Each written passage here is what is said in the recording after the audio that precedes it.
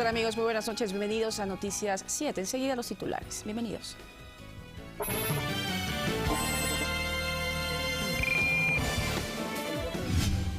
Hay luz verde para iniciar un juicio político en contra de Carlos Pollitt.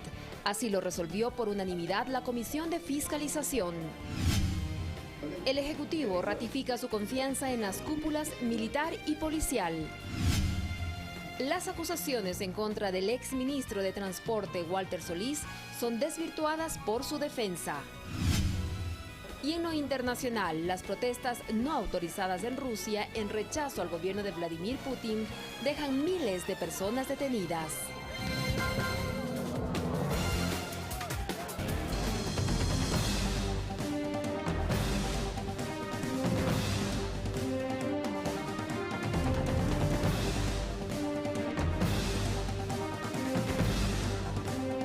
Esta tarde, por unanimidad, los miembros de la Comisión de Fiscalización de la Legislatura resolvieron dar trámite al pedido de juicio político en contra de Carlos Pollitt, Contralor General del Estado. Esto dentro de las investigaciones por el caso Odebrecht. Esta resolución de la Mesa Especializada de Fiscalización y Control Político se da 10 días después de que 2 inmuebles del Contralor en Quito y Guayaquil fueron allanados por personal de la Fiscalía, dentro de las investigaciones relacionadas con el caso Odebrecht. Esta es una búsqueda de la verdad y es una respuesta contundente al clamor popular de que ningún acto ilícito quede en la impunidad. Los legisladores insisten en la necesidad de combatir la corrupción y sumarse en la cruzada emprendida por el presidente Moreno. Todas las personas involucradas deberán pagar por todo el perjuicio que le ha hecho el país. Desde la oposición presentaron la iniciativa de ampliar las comparecencias dentro de este caso, lo que fue acogido por todos los integrantes de la comisión. La comparecencia del ex fiscal general de la Nación. Esto se venía arrastrando de tiempo atrás. En adelante, se deberá notificar al Contralor Pollitt para que en un plazo de 15 días presente sus pruebas de descargo de forma oral o escrita. Cabe recordar que Pollitt se encuentra desde finales de mayo fuera del país con una licencia médica. Que será notificado en su puesto de trabajo, así como también de forma pública. En esos 15 días, los denunciantes también podrán presentar las pruebas de cargo en contra de Pollitt. Hoy la patria, más que nunca, en estos momentos, exige pronunciamientos ágiles, eficaces, oportunos y efectivos. El plazo vencerá el 27 de junio y será cuando la comisión elabore un informe recomendando el juicio político en el Pleno o el archivo de la causa. Por otra parte, se confirma que el fiscal Carlos Vaca Mancheno será recibido este viernes por la Comisión de Fiscalización. Alexis Moncayo, Ecuador TV. Y por pedido de la Fiscalía se difirió la fecha de comparecencia del vicepresidente de la República, Jorge Glass, que estaba prevista para esta mañana. El segundo mandatario pidió ser recibido como parte de las investigaciones que se efectúan en torno al caso de la empresa brasileña Odebrecht. Para las 10 de la mañana de este lunes estaba programada la comparecencia del segundo mandatario ante la Fiscalía General en Quito. Sin embargo, la institución señaló que la diligencia se suspendió debido a que el fiscal titular del caso está con permiso personal y la siguiente autoridad encargada atiende otras diligencias propias de su despacho y que han sido fijadas con anterioridad. Por tal razón, se informó que se establecerá nuevo día y hora para que el vicepresidente rinda su versión libre y sin juramento en torno al caso Odebrecht. Su comparecencia ante instancias judiciales se efectúa luego de que en mayo pasado solicitó al titular de la Fiscalía General investigue a todos los funcionarios públicos que participaron en la suscripción de contratos con Odebrecht desde 1987. Pide a la Fiscalía que se solicite la comparecencia de todos los ministros y de todos los exministros de las distintas carteras de Estado que hayan tenido ejecución de contratos con la empresa corrupta Odebrecht. En aquella fecha incluso pidió que se incluya a él y a su esposa en las investigaciones. Si es que alguien tiene algo que esconder, señor fiscal, se descubrirá con este pedido de información. Y por sobre todo se protegerá la honra de los funcionarios que han actuado con transparencia y decencia en nuestro gobierno. En varias ocasiones, la segunda autoridad de la República ha reiterado su predisposición para acudir ante las instancias de control o fiscalización, a rendir sus declaraciones sobre el tema. Yo acudiré a todas las instancias que tenga que acudir. El primer pedido que efectuó el vicepresidente ante el fiscal general fue en marzo pasado, cuando solicitó que se investiguen casos de corrupción donde se lo nombre. Olga Velasco, Ecuador TV. Y a criterio de varios analistas, la Fiscalía tiene una estrategia clara en las investigaciones sobre los presuntos actos de corrupción de Odebrecht en el país. La declaración de exfuncionarios de la empresa brasileña a instancias judiciales ecuatorianas también generan reacciones. Para el analista jurídico Ramiro Aguilar, la investigación que en el país se desarrolla en torno al caso Odebrecht se ha politizado. Ante ciertas críticas de actores de oposición, dice que el tema fue banalizado. Hay que darle tiempo y aire a la Fiscalía para que realice su trabajo y abandonar este mito de la lista de Odebrecht, que al final del día, cuando el proceso termine, será la lista de condenados. Manifiesta que son varias las acciones efectuadas por la Fiscalía General del Estado para desentramar la presunta red de corrupción. Aguilar menciona que el hecho de que Fiscalía considere la delación del brasileño Fernando Fernández Mellas Besa, exgerente de dicha empresa en Ecuador, como una pieza importante para conocer el esquema de corrupción que aplicó Odebrecht es un mecanismo válido. Como Estado, ¿qué me interesa? Desbaratar la red de corrupción, para lo cual yo necesito un informante. Y a este informante yo tengo que premiarle de alguna manera para que nos dé la información, ¿no es cierto? Y esa cooperación eficaz, que es lo que llama la ley, se traduce en una negociación de la pena. Es decir, no es que va a salir indemne, no es que va a salir impune. Información que debe tratarse con pinzas, destaca el analista Fernando Buendía, quien aclara que también hay un escenario geopolítico que debe considerarse. Hay un interés de que debe afectar a los procesos progresistas, democráticos de la región, y la empresa que ha trabajado muy estrechamente con organismos multilaterales, con el Banco Mundial, Odebrecht, ha sido aliada del Banco Mundial en toda la región de América, a lo mejor puede estar actuando en correspondencia con esta agenda geopolítica regional. Tanto Aguilar como Buendía coinciden en la voluntad del gobierno porque se investigue este caso con independencia para identificar responsabilidades. Olga Velasco, Ecuador TV. Y las relaciones establecidas por varios medios de comunicación entre un pedido de detención en contra del exministro de Transporte, Walter Solís, y el caso Odebrecht son desvirtuadas tanto por el expresidente Rafael Correa como por la defensa de Solís, quien estaría siendo investigado por una causa diferente al de la empresa brasileña. Basados en este documento que circuló por redes sociales, una serie de publicaciones se desencadenaron. En él se solicita una orden de detención con fines investigativos para el ingeniero Walter Solís. Se especifica que se trata de una causa por un presunto delito de peculado. En ninguna de sus líneas se menciona que se trata de algo vinculado al caso Odebrecht. Sin embargo, los encabezados se multiplicaron. En la nota del diario El Universo se va más allá y se asegura que esto es parte de la investigación que se sigue en el caso de la constructora brasileña Odebrecht, y descargan su fuente señalando que otros medios televisivos informaron al respecto. Frente a esto, el expresidente Rafael Correa, por medio de su cuenta de Twitter, se refirió al tema desvirtuando la ligereza con la que se pretende tratar casos diferentes. La orden de detención contra el exministro Walter Solís no es por el caso Odebrecht, como falsamente afirma la prensa. Es por un caso que él mismo denunció y que llevaba 4 años en indagación fiscal. Solo se busca humillar. Qué lástima que desde ciertos funcionarios del Ejecutivo, autoridades de control y hasta jueces se esté siguiendo el discurso de la oposición, a la cual le importa un bledo la lucha anticorrupción. Tan solo buscan trofeos políticos. La defensa del exministro también hizo lo propio en un comunicado donde critica a varios medios de comunicación y apela al respeto de la ley de comunicación. Además, advierte que Solís está dispuesto a comparecer para esclarecer este tema.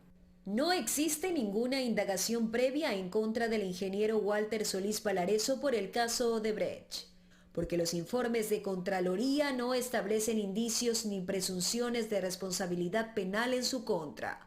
El ingeniero Walter Solís Valareso expresa por este intermedio que está dispuesto a concurrir las veces que sea a rendir versiones, declaraciones, siempre y cuando se garanticen los derechos humanos. Será la justicia entonces la que deberá informar al respecto del avance de estas investigaciones que por el momento se han prestado para un uso político de las mismas. César García, Ecuador TV.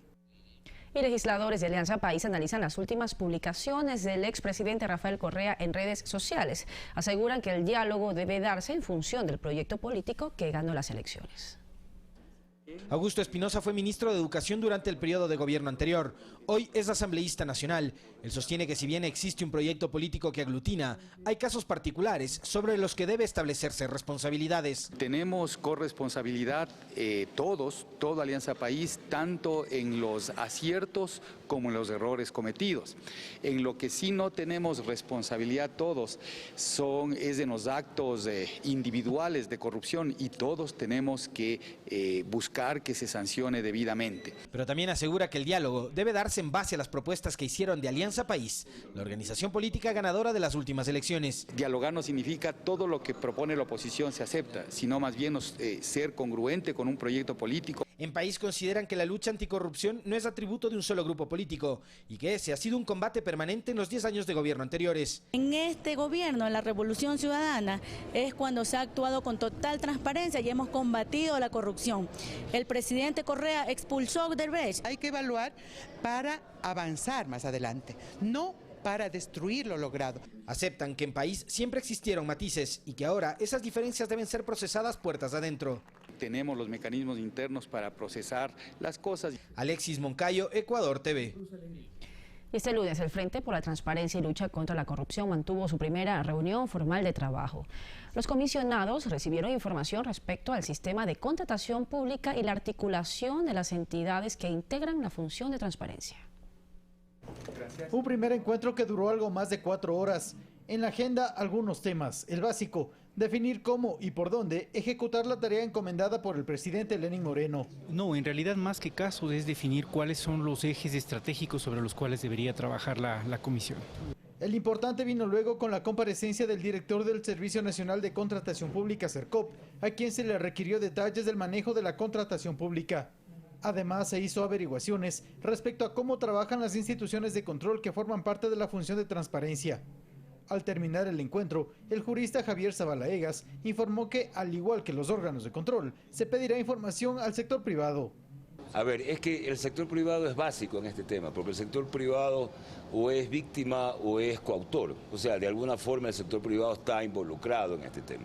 Entonces, tiene que ser un insumo, una información básica para trabajar en eso. El Frente por la Transparencia se reunirá todos los lunes, una vez por semana. El objetivo macro de su trabajo es cimentar los pilares de la Estrategia Nacional Anticorrupción. Javier Ceballos, Ecuador TV. Y la existencia de paraísos fiscales ha vulnerado la normativa y estrategias existentes en Ecuador para ejercer un control anticorrupción eficiente, según el director del Servicio Nacional de Contratación Pública. La pregunta es, si existen instancias orientadas a la vigilancia y herramientas para el control de actos irregulares en la administración pública, ¿cómo es que estos se dan?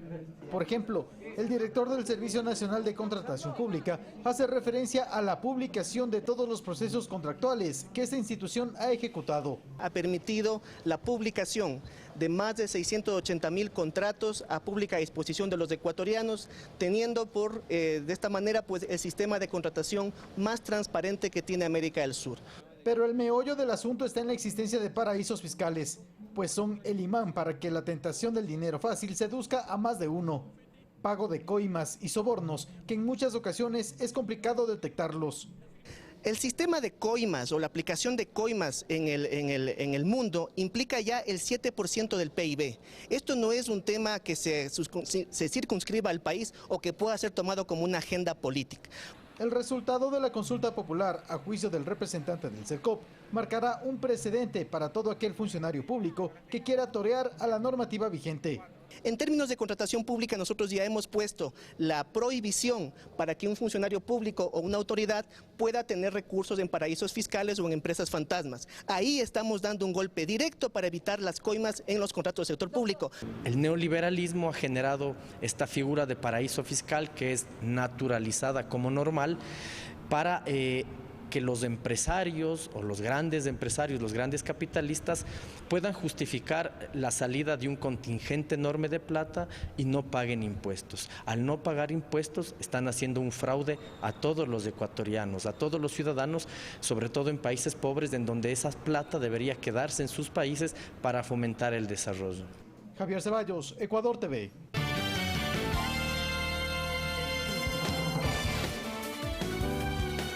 Para más información, visítanos en www.mediospublicos.com.es y www.eltelegrafo.com.es.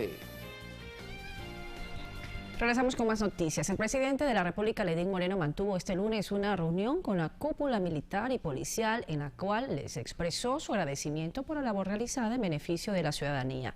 En la cita, el jefe de Estado también ratificó en sus funciones a dichas autoridades. El presidente Lenín Moreno reafirmó su confianza en el trabajo de la Policía Nacional y las Fuerzas Armadas. Lo dijo durante una cita de agenda abierta mantenida con la cúpula de ambas instituciones en Carondelet este lunes, en donde además ratificó a las autoridades militares y policiales en sus cargos.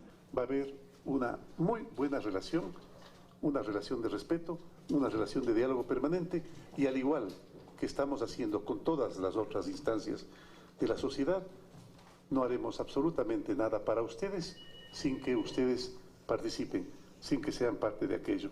El mandatario expresó su respaldo a la institucionalidad, asegurando la apertura para el diálogo y mantener buenas relaciones, al tiempo de aclarar que no acudirá a otras instituciones para que velen por su seguridad. Si el pueblo ecuatoriano y el gobierno ha confiado en que ustedes pueden cuidar su seguridad, el presidente también quiere manifestar su confianza plena en que ustedes lo pueden hacer. Y creo que están perfectamente preparados para ellos. A la reunión que se realizó en el Salón de Gabinete también acudió el ministro del Interior César Navas y el ministro de Defensa Miguel Carvajal, quienes al término de la cita expresaron que el diálogo se desarrolló en un ambiente de compromiso y buena relación, lo que permitirá mejorar las condiciones de vida y laborales de los miembros de ambas instituciones. Hay circunstancias que hay que corregir inmediatamente, como que los dependientes de militares en servicio activo o de policías en servicio activo puedan ser atendidos directamente en las unidades de salud militar y policial, cuando son afiliados al IES. Esta es la primera ocasión que el presidente de la República mantiene una reunión con las cúpulas de ambas instituciones. Carlos Flores, Ecuador TV. Y el ministro del Interior, César Navas, desmintió un supuesto desvío de los fondos recaudados para ayudar a los damnificados por el terremoto del 2016. El funcionario explicó que los ministerios vinculados todavía están a tiempo para presentar los descargos de gastos. No ha existido ningún mal uso de esos fondos, todo lo contrario, se implementaron, como decía el ministro de Defensa, para poder satisfacer las necesidades de la población que estuvo afectada por el terremoto. Nos quedan las instancias correspondientes para volver a aclarar la situación, aunque se enviaron los descargos correspondientes. No es que esos dineros han sido utilizados en una actividad fuera de lo que tenga o que responda a la intervención de las Fuerzas Armadas y Policía Nacional en el terremoto. Rocío González, delegada del presidente Lenín Moreno para el Comité Interinstitucional del Plan Toda una Vida, llegó a Nueva York para participar de la 10ª Convención de los Estados, parte de la Conferencia sobre los Derechos de las Personas con Discapacidad. El objeto de su representación es evaluar los logros alcanzados desde la vigencia de la Convención.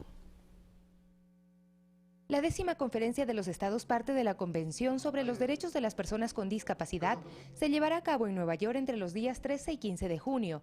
Rocío González representa a Ecuador como delegada del primer mandatario Lenín Moreno para el Comité Interinstitucional del Plan Toda una Vida, con el que se busca implementar políticas públicas que garanticen el bienestar de toda la población, priorizando los sectores actualmente en vulnerabilidad. Actuará además como vicepresidenta de la conferencia en representación de los países de América Latina y el Caribe. Según expresó, es la ocasión para visibilizar a las personas con discapacidad y resaltar sus logros, promover sus derechos y continuar avanzando en la construcción de un mundo inclusivo. Se espera que la representante ecuatoriana se reúna con Georgi Panayotov, presidente de la 10ª conferencia, y Catalina de Vandás, relatora especial de Naciones Unidas sobre los derechos de las personas con discapacidad. En la agenda de la conferencia está previsto el abordaje de temas como estrategias laborales inclusivas para la erradicación de la pobreza, desarrollo urbano accesible y mayor equilibrio de género a través de la participación de las mujeres en el Comité de la Convención sobre Personas con Discapacidad.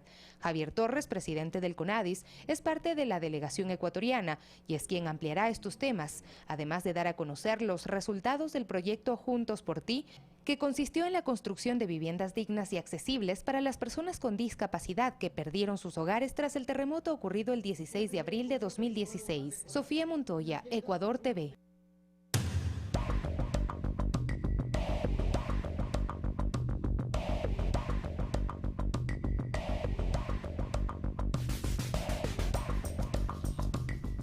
Música y juegos para recordar la niñez fueron las actividades dispuestas por el Ministerio de Trabajo para conmemorar el Día por la Erradicación del Trabajo Infantil.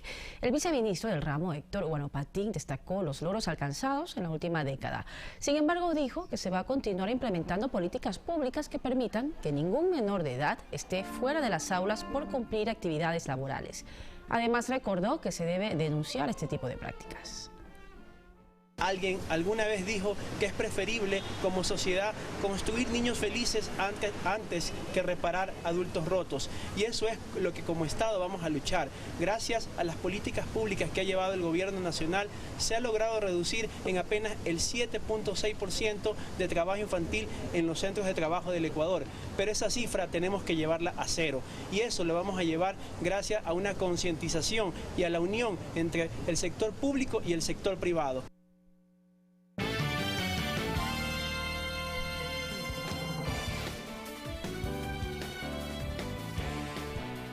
Atención a la siguiente ayuda social. Jacqueline Maribel Hernández Villota tiene 28 años. Desapareció en la Tribuna del Sur, Quito, el 9 de septiembre de 2011. Si usted conoce algún dato de su paradero, por favor, llame a los teléfonos de la pantalla.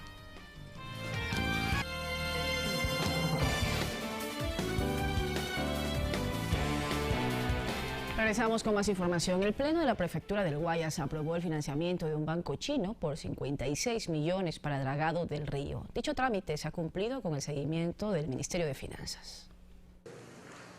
21 consejeros provinciales aprobaron las condiciones para el financiamiento del dragado del islote Palmar en el río Guayas. Se trata de 56 millones de dólares que otorgará mediante crédito con 2 años de gracia a 10 años plazo el Bank of China Limited. Y está una tasa de interés del 4.92 hasta el 2032 es este crédito considerado. Esta autorización de la mayoría de consejeros era un requisito para que el gobierno central entregue la garantía soberana a la Prefectura del Guayas. Todas las negociaciones que nosotros hemos tenido con el Banco de China lo hemos hecho de manera conjunta con funcionarios del Ministerio de Finanzas, porque ellos son los que van a velar de que las condiciones de financiamiento sean las mismas que le ponen a los créditos que le hacen a nivel nacional. Varios alcaldes se refirieron a los beneficios que traerá esta obra, sobre todo para contrarrestar las inundaciones durante la época invernal. De retiramiento de este sedimento del medio río Guayas, ese islote que tenemos, yo creo que vamos a tener pues un mejor fluimiento de agua a nivel de Guayaquil y de muchos cantones, llámese Yaguachi, llámese Wuhan. Tiene que ver de pronto Naranjito, Milagro, el mismo Durán. El gobierno nacional nos va a dar 20 millones de dólares, con lo cual vamos a cubrir el 15% del valor del contrato y los gastos de seguros de financiamiento, de fiscalización y los gastos legales que se requieren. Se estima que máximo para el 25 de julio el banco chino entregue los valores, a lo que se sumará la contraparte de 20 millones del gobierno para que empiece la obra. Mirta Carrillo, Ecuador TV.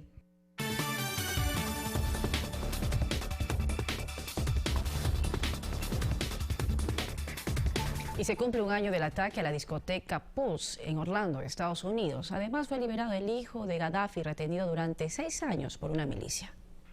Continúa la búsqueda de 2 mineros atrapados a casi 250 metros en el sur de Chile. Los hombres quedaron atrapados cuando la mina de oro Delia 2 se inundó. Debido a la complejidad del acceso al lugar, 3 especialistas en drenaje de piques llegaron hasta Aysén. El máximo Tribunal Supremo de Justicia de Venezuela declaró inadmisible el recurso de nulidad que demandó la fiscal general Luisa Ortega contra la Asamblea Nacional Constituyente que promueve el presidente Nicolás Maduro. Según el Tribunal de Justicia, la decisión se tomó por considerarla como una inepta acumulación de pretensiones, por lo que se mantienen los comicios para el próximo 30 de julio. Se cumple un año de la tragedia en Pauls. Muchas personas, entre ellas familiares y amigos de las 49 víctimas, acudieron en plena madrugada a la discoteca de Orlando, Estados Unidos, para recordar a los fallecidos. El ataque fue perpetrado por Omar Meiten, un guardia de seguridad de origen afgano que dijo actuar en nombre del Estado Islámico. Miles de personas fueron detenidas en Rusia tras una protesta no autorizada en contra del presidente Vladimir Putin. La mayor parte de las marchas se registraron en Moscú y San Petersburgo y fueron convocadas por el líder Alexei Navalny, quien fue arrestado mientras se dirigía a un punto de encuentro. Fue liberado tras 6 años retenido por una milicia en la localidad de Sintán, en el oeste del país, el hijo del líder Muammar Gaddafi, cuando trataba de huir atravesando el desierto. La Corte Internacional en julio de 2015 acusó a Saif el-Islam de crímenes contra la humanidad y fue condenado a muerte. Fernanda de la Bastida, Ecuador TV.